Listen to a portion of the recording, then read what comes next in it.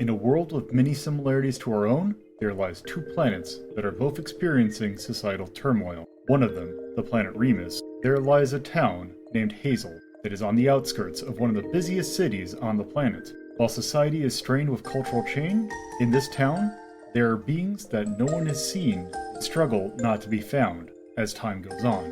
The following is the story of some of the people who end up finding them through no fault of their own. This is Hazeltown Story.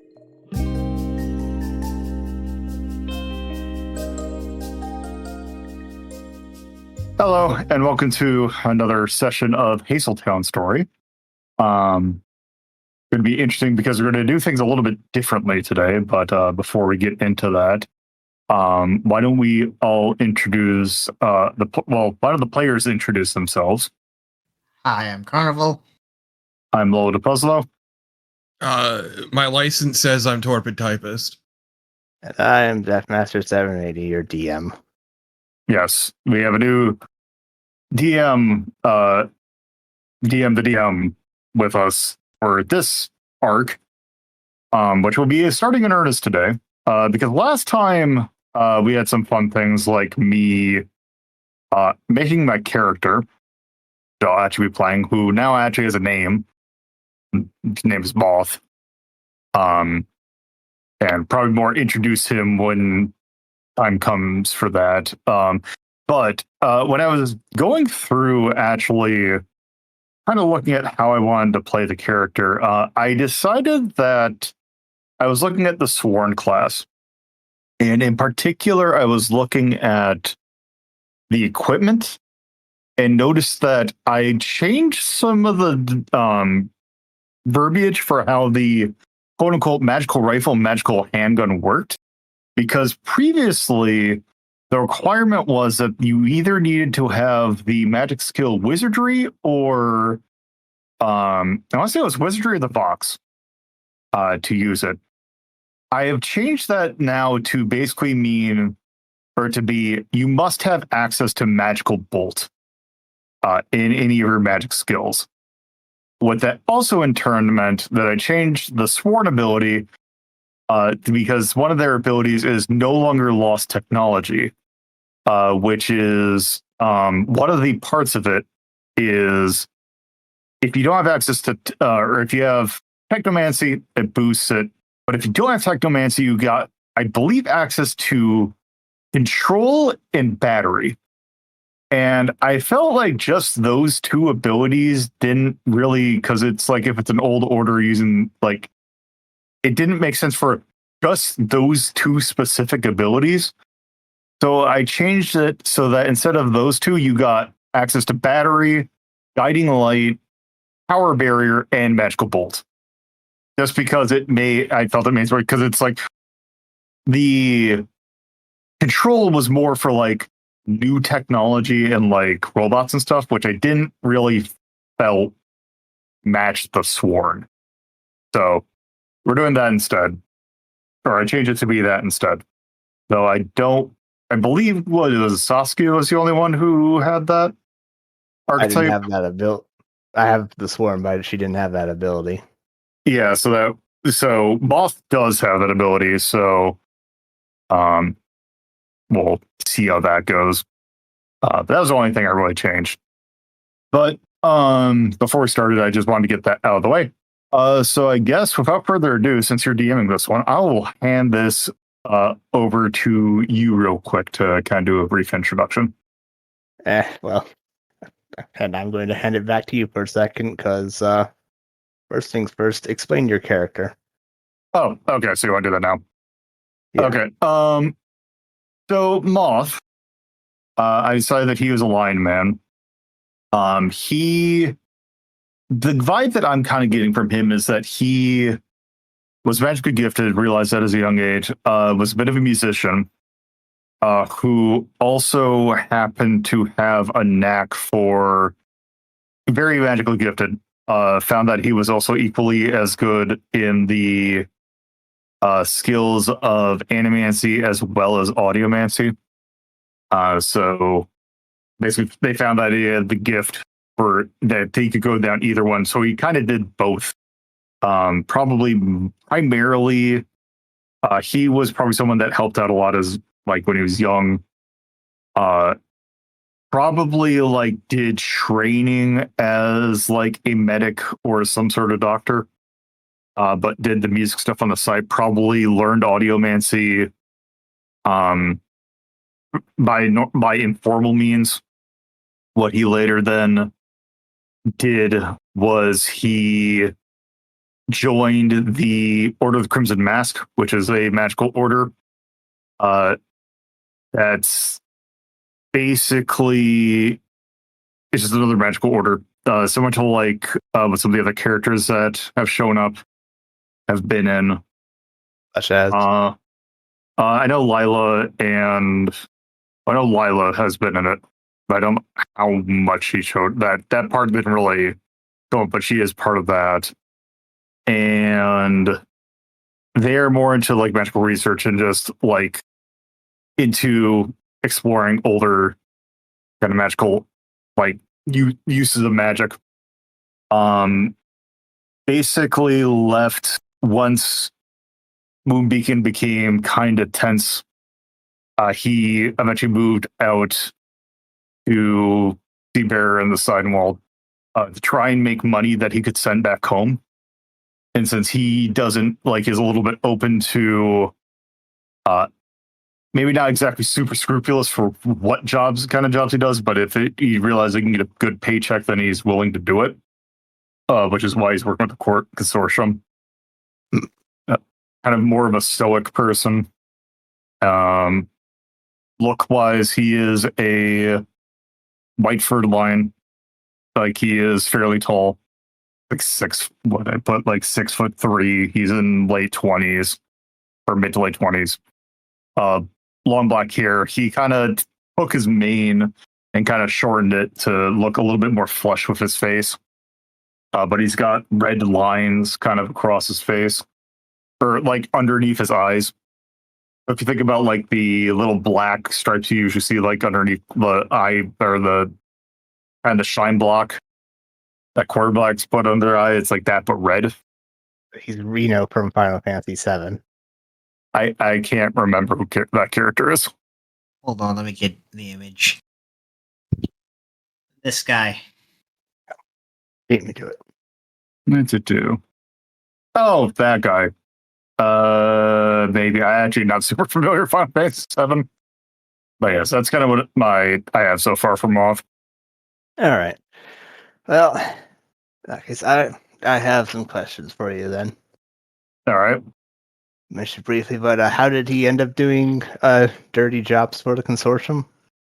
I would assume that I'm thinking that he was likely involved in some underground work in Moonbeacon. Maybe not exactly doing the things there. Maybe came across someone that their operations there. Okay. And where has he worked for the consortium since he joined them? Where has he worked?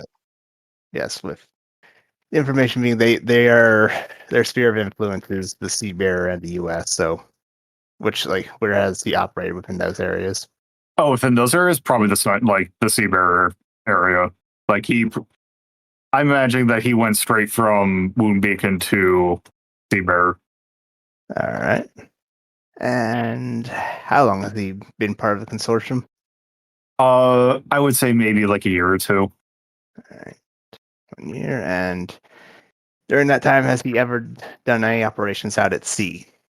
I would imagine it's not his forte, but I would imagine like maybe once or twice. All right. And that's all I need. And then I have one question for you, Har. I forgot to ask this last time. Yep. All right. Yeah. Where all has Yuhar operated for the consortium? Honestly, just in the Steinwall, like the consortium jobs are just like retirement, like how someone who just takes up like a nice job to stay busy, like either volunteering at a library or just doing community work, that's how they see their consortium jobs. Just get a couple Get some change and just keep the skills up. Yes, a bit of excitement in their retirement. Yes. All right, well, that is everything. In that case, we can move on to the campaign. So, it is early in the evening, say like close to 10 p.m., when you all get notifications on your app for a job. Accepting the job points you all towards a shipyard up in the Bay Area. All right. And you all roughly arrive there at the same time. And, well, technically, there are multiple consortium apps. Can't believe there's an official consortium app on my phone. And it's called Swoosh. But yeah. That's a dumb name. So, for the purposes of this campaign, everyone introduce your characters. Yes, that includes you too, Lolo. I know it's repeating, but You are Governing, retired I'm- pirate. I am playing Moth. You just met him. And I am playing Queen Anti-Mage Extraordinaire for the consortium. all right. And there's a fourth person there with you guys as well. A pig man named Band-Aid. I gotta work on Band-Aid? that nickname. Yes, he's called Band-Aid. Okay. Yeah, he's based on the answers you all gave. Someone you would all know and have worked with before. He's combat medic. Very quiet guy, but very reliable in what he does. Uh, And yeah, based on your answers, you would all know each other as well. Oh, hey. So who's our contact for this one? Band-Aid shakes his head. Don't know. Just said to give the code word to the gate man and go on in. God, they really gotta stop with this cryptic shit. Moth just kind of just stands there and just kind of goes along with the ride. Look, I'm just saying, I swear they do it just for fun. At least the cryptic is only like one level. I had a client one time that required us to like transport a package to deliver a key. That sounds fucking insufferable. It was. And like this was ocean travel too. But this was weeks. Queen just makes a look of disgust and heads to the front gate. The guy at the gate looks up from his book and says, "Evening." Hello. You hard guess whatever the password is. He pushes a button and opens the gate and says, "Building 2, main office." Thank Really you. don't get why we have to do this shit. All right, so you guys head in. It's just basically a boat storage yard mixed with warehouses. Building 2 is one of the warehouses with a small office on the outside of it. As you approach it, you can hear 2 people arguing inside. Queen just gently Alright. knocks at the door. The argument stops, and you hear someone yell from inside, "It's open." Queen just opens the door and leads on in. Walk on in.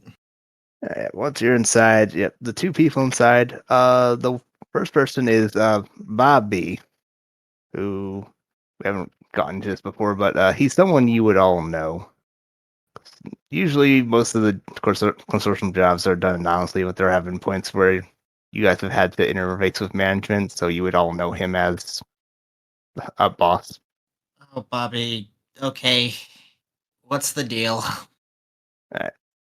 The other person in the room, Queen and Moth, you guys wouldn't know him, but you recognize him instantly as Captain Shelley Garrard, a legend in the pirate community. What the fuck are you doing here, old man? You had heard of some rumors a few years back about him going corporate, and it appears you've got confirmation on that. Good to see you're still in the business, but okay. This is what you call going corporate? Shelley, just for references, is a Scottish Terrier man, literal salty old sea dog. He just kind of he looks at you hard and gives everyone else in the room a praising look. Just comes to whatever conclusion, shrugs, turns to Bobby and says, "Yeah, sort your shit. I'll be getting the boat ready," and he leaves. Queen just looks at you hard incredulously. This is a joke, right? This is way too on the nose. Look, you see some weird things out at the ocean. You learn not to just comment. Bobby's just shaking his head and then puts on a smile and says, "Howdy, folks. How are we all doing this evening?" I'm doing fine. I can't believe I'm going back on the ocean for a bit. Can't complain about anything at the moment. And last time I was on the ocean, we were breaking into a tanker, so this should be slightly more exciting. Well, we'll see about that. So, sorry for the last minute notifications, but yeah, we've got a bit of a situation. So, about an hour ago, one of our ships responsible for smuggling our goods sent out an SOS to us on our emergency broadband. Coral Maiden. Any of you ever heard of it? Nope. Why the fuck would I? And yes, you would recognize it as another part of the pirate community, as captained by one Captain Neon Granger. Oh god, not them. Wait, where is this boat? Like, that's a bit far inland for them. What? Well, they were apparently not that far off when whatever happened. We were preparing to head out with our forces to go and rescue them when half an hour later we suddenly got a second emergency message saying to stay away and to instead send in anti-magic forces, which is why you are all here. Queen does like a little dainty wave. Exactly. And that's where we're at. I wish I could give you more intel, but we've heard nothing from them since. Okay, makes sense. So, boss, how are we getting there? Shelly. He's gonna ferry you guys out to the ship in one of his boats and sneak you aboard. He's not terribly happy about this, but he'll do it. Cool. Hopefully this isn't more wizard seasteading shit. I'm so fucking tired of it. Oh, please not again. Oh, that was so bad. Keeps fucking Well. happening, and every time they think they'll be different. Well, I don't know about that, but come, I have some stuff for you guys before you go. And he leads you all through a door into the warehouse proper. You guys walk past several shelves, several crates. Very busy for the time of night. A lot of people walking around. A lot of guns, you notice. But eventually, he leads you to a set of crates with few people by them, make the motion at the people, and they open the crates to reveal lots of guns, lots of body armor, lots of other stuff too. Queen just scoffs at it. So we're go. Oh, so we're going in loud. No questions then. Pretty much. As I said, we don't know what we're dealing with, and we broke this stuff out for the first SOS. Since that's over, here, have at it. Take what you need. And so yeah, this is for this part. I'm just gonna say, you all get one free full body armor for this campaign. Okay. Yeah, I'm just And trying also to. your choice of guns, weapons, whatever. As long as it's not like stuff from like the antiquated section. Well, that's kind of unfortunate. I mean, you kind of get those automatically, though, don't you, Lolo? I figured that I'd get one, so I didn't put my equipment on until I figured that would be implied that I carried that with me. If it's a personal thing, you can have it, but this is the otherwise. It's just you can have whatever. Yeah, just let me see. Let me look at my stuff. He's got either a magical rifle or pistol. I just want to figure out which one. Not that it's a huge deal. So I kind of imagine that he would be someone that would be dressed in a more like antiquated than someone outlandish, but not quite like full costume. Like very a few decades prior dress. Which is why I was kind of thinking that, because I believe the full plate and all that is, I believe, requires a skill. Let me look to double check, because I thought that was dress to impress. I guess that says when dressed in full dress, or when equipped in full dress. Doesn't really matter since I don't have it, but I think in this case, since I have access to fashionable and antiquated, I believe. Uh, Yeah, just judging by my gear tags, yeah, I have antiquated and fashionable. Yes, but again, you could take whatever you want for purposes of this campaign. You Yeah, can let have me. whatever. look, as a professional, I need to stick with my let's say armored pinstripe suit.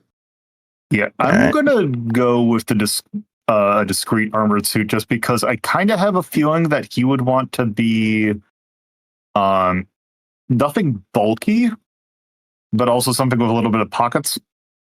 You That's- pockets on the full body armor. They got pouches. A lot. Yeah, just Yuhar's gonna grab some body armor and probably a rifle. Still got their fucking revolver. Alright. Oh yeah, I'm adding 2 other things that aren't on this list. Smoke grenades and incendiary grenades. Okay, that works. Smoke grenades, got- I will take. Yeah, I kind of figured that would that would make sense. Let's see. I guess technically there's no real penalty for carrying everything. Yeah. Oh yeah, and in the meantime, Band-Aid takes the shotgun and a bunch of medkits. Perfect. How mundane. He just shrugs and says, "Simple's best." Oh, I agree. just double check something. There's anyone who gets it, it's me. Okay, so I'm just gonna make my notes. Look, if there's anything I've learned in all my years in this fucking job, it's simple's best because it's less likely to break. There. Okay, let me double check. I think that's. Too many interlocking things, and it just becomes harder to fix the second it breaks. Luckily, wizards like complicated. Oh, that reminds me. Actually, I did make one other change to the or to the skills because three magic skills had magical bolt, but for some reason, I want to say the Vox had it where it was 2-1 damage instead of 2-2 like the others. So I changed it to be the same between all three. Okay. Oh, hold on. I'm just going back. Yeah, so I was just trying to not get down all my stuff. It's medium. He's not very good with bladed weapons, but I might as well grab something. Oh, holstering. Okay, concealed. Oh, wait, actually. And you 2 are sure you don't want something with higher armor value? Nope. I grabbed the body armor, so Oh, alright. I refuse. Okay. I'm a professional. Aesthetics are important. The suit's my calling card. Survival knife. Knife. Okay, what is the survival knife? That's 2-1. This is going to be entirely a magical implement. There, and then engaged. Armor. I just want to double check to make sure that. Okay, it's only the full plate that. I couldn't remember if we did rules for body armor affecting magic. Now, you said the full body armor one? Yeah. Okay.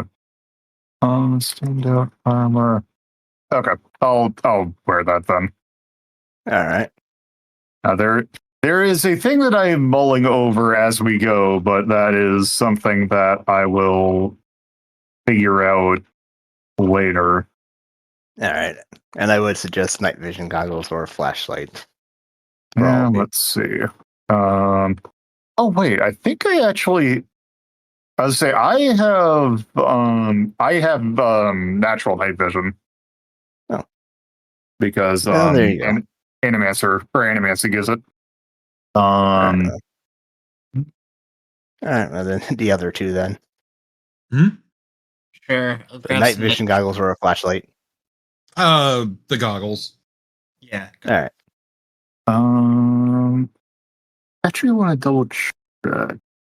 Oh right, smoke is wizardry, so I don't have that innate.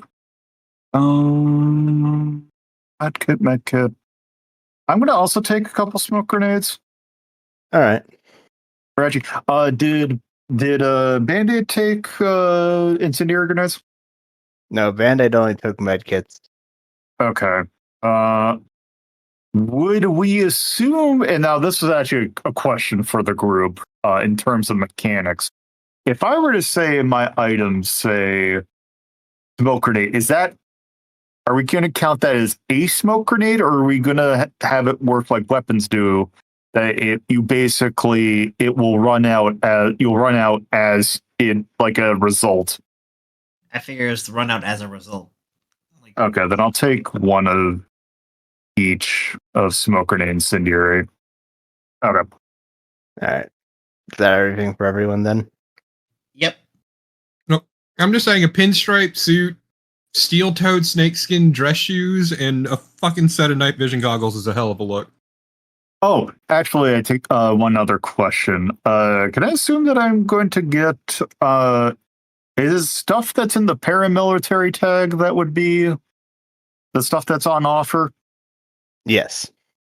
So like a shield gauntlet. Yes. Okay, I'm gonna grab one of those because that also technically is antiquated. I already lost my character. There we go. Okay, so I am carrying with me magical handgun, a survival knife, full body armor, a musical instrument of what I have not figured out which one yet. Shield gauntlet, a med kit, smoke grenade, and incendiary. And your animancer's glove. Oh right. Yeah, actually, I don't probably need the med kit. I probably just replace that.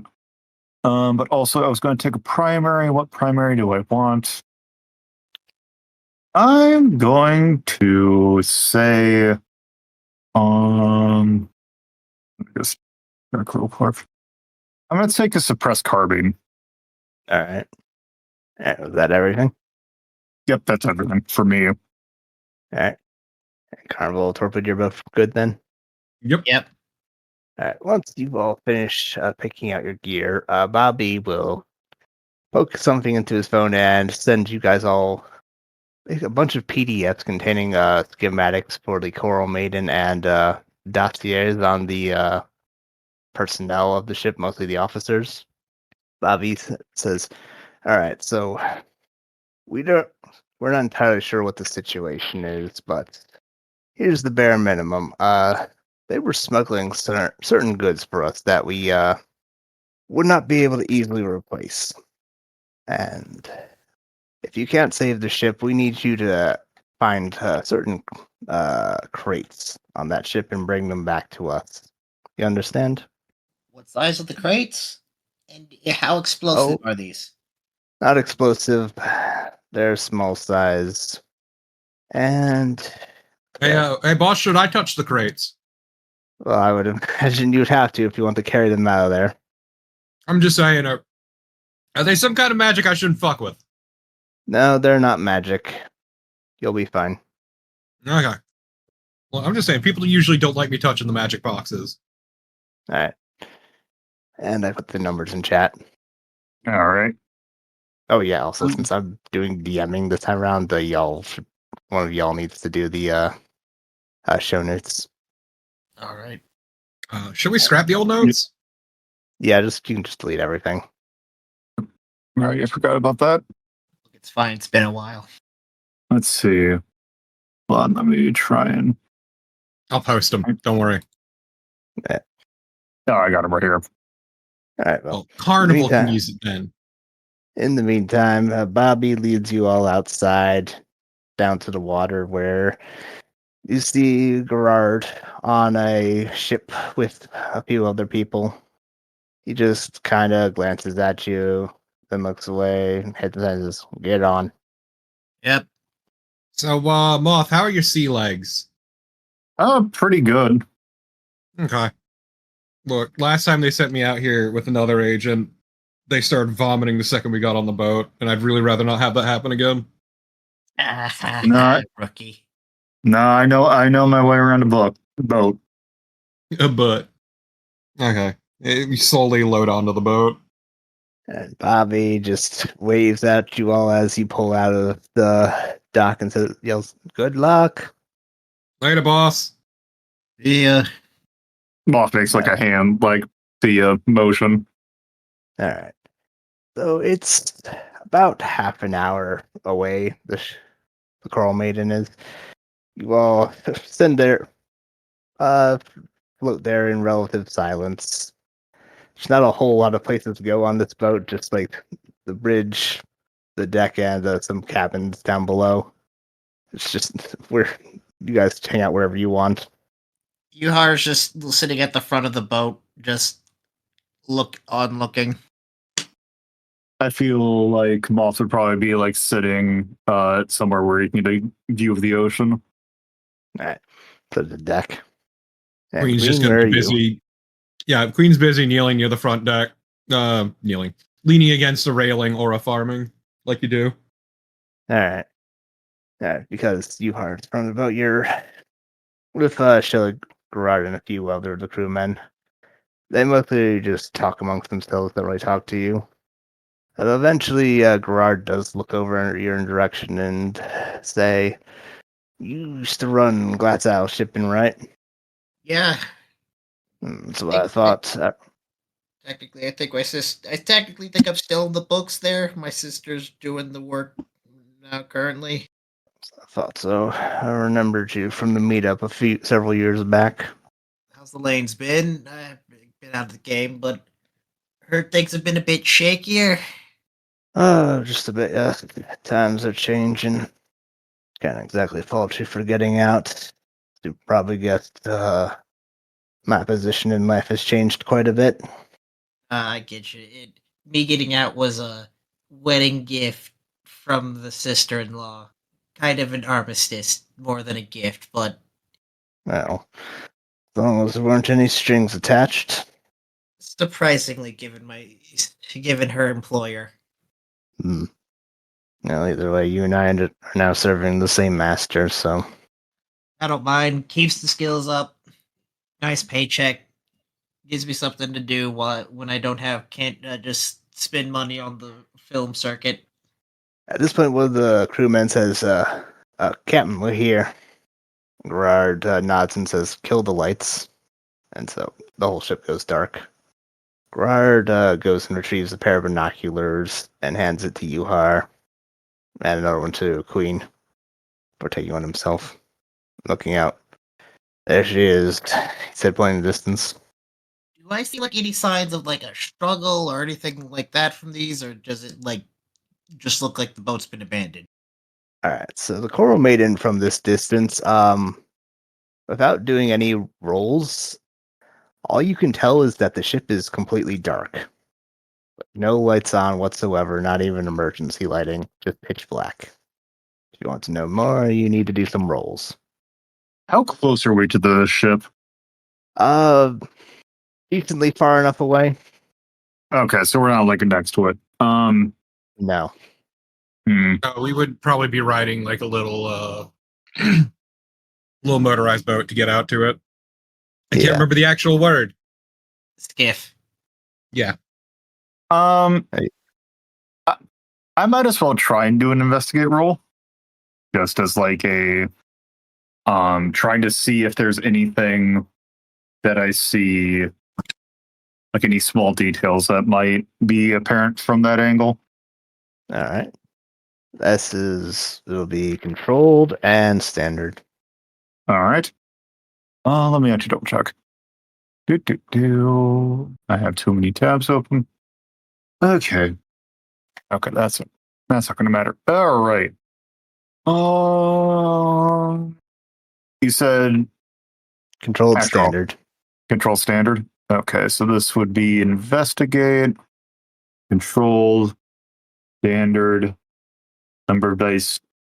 Let's see, -2. I'm not going to push it for anything. That's a failure. Yep. So you notice nothing. Okay, I'm just going to keep that one so I can mark experience. All right. Yeah, fuck it. I'll see if I see anything amiss. Yeah, I don't have investigate, so you guys go ahead. This one's gonna be depressing. Yep, same thing. Controlled standard. Yep, I figured. I'll see if I have any other benefits, which I don't think I do, but everything I have is about murder for some weird reason. Weird.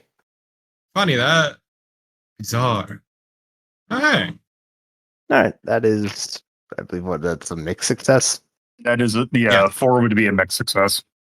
Okay, Wait, so so you had, hold on, you had 1 die? Yeah, I have 1 investigate. Okay, yeah, 1 investigate. Okay. I didn't know if you had 0. all right, so yeah, you managed to get a good look at the deck, enough to see. There's also no one on board, at least that you can see. Nobody on deck, at least, which is weird. Yeah, it's in addition to there being no power, it is completely clear. There's no one around, and that is your.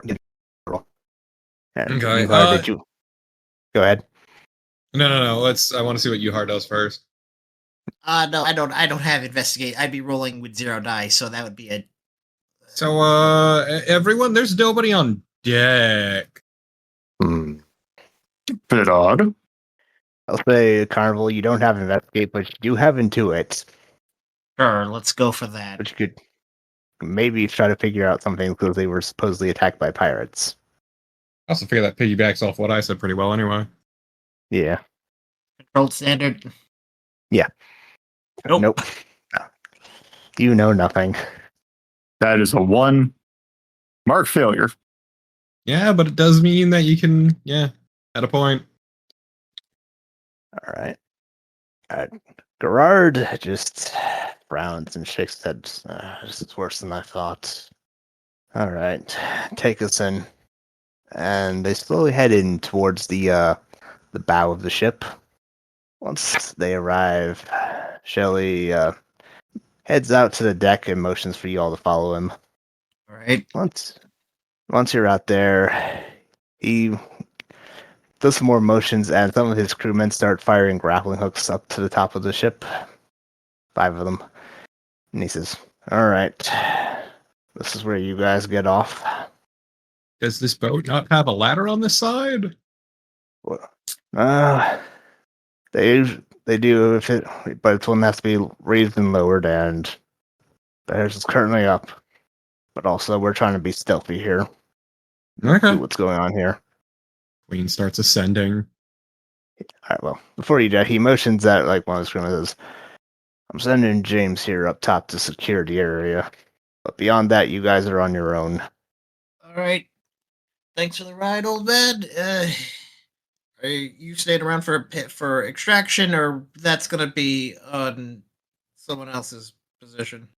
He gives you a somber look, then motions at another one of the crewmen who removes a blanket atop another crate to reveal a bunch of scuttling charges. He says, I see. we're going to be doing this while you guys are up there. The longer we're out here, the more likely it is that the home guard notices us. And that's no good. We can't have what's on this ship falling into the wrong hands. So if Could you're not... send us a couple bodies in at least, so we can have someone to haul crates. He shakes his head, says, afraid not. You are the bodies. Look, man, I am muscle, but of a different kind. You have until dawn. If you're not back by then, well, I'm sorry. Lola, you were gonna say something? Nope. Okay. He makes a big sign. Says, I would suggest starting with the bridge. At the bare minimum, we know someone was in there at some point to send out the second SOS. Well, beyond that, who knows? Right. Well, hopefully we'll be seeing you again then, old man. And Newhard starts climbing up. You know, best of luck. You better not fuck us, buddy, Queen says before she ascends. All right. Is everyone climbing then? Yeah, I take it you don't need a action roll. No. No Okay. action roll. You all go up your grappling lines. All right. Once the 5 of you are up there, shit's weird. Like, it's the moment you land on deck, everything feels off. Like, I'll start from in order of severity. First off, Queen, you Mhm. there's magic in the air. like all over, and you can feel it because it is being repelled by your presence enough so that you can tell it's there. Okay. I figure I may as well see what the others feel before I say anything. Yeah. Next up, you also feel magic in the air. It is. You can't identify what kind of magic it is, but you can certainly feel it. All right, at this point, I'm gonna do an echolocation. Just like it's a telepathy ability. You may produce a mental ping that will reverberate around a 20-foot distance and reveal to you what's in the vicinity. So it's just like, okay, if we're on here, let's just get some preliminary scans. Before you do that, I'm going to last one. Moth. You can also feel the magic in the air, and you can tell based on your experience that it is animancy. But it's like no animancy you've ever felt before. Previous episodes of Hazeltown Story can be found at BeKindRewind.hazel.town or radio.hazel.town. If you would like to know more about the universe and have an interest in video games, you can watch LoloDePuzlo's Journal, our sister show, that can be found at theater.hazel.town or BeKindRewind.hazel.town. If you would like to keep up to date with Lolo, you can follow them at co-host or BlueSky at LoloDePuzlo. There is also a Discord server in which you can potentially catch episodes being recorded live at club.hazel.town. Thank you for listening to Hazeltown Story. I welcome you to come back for more.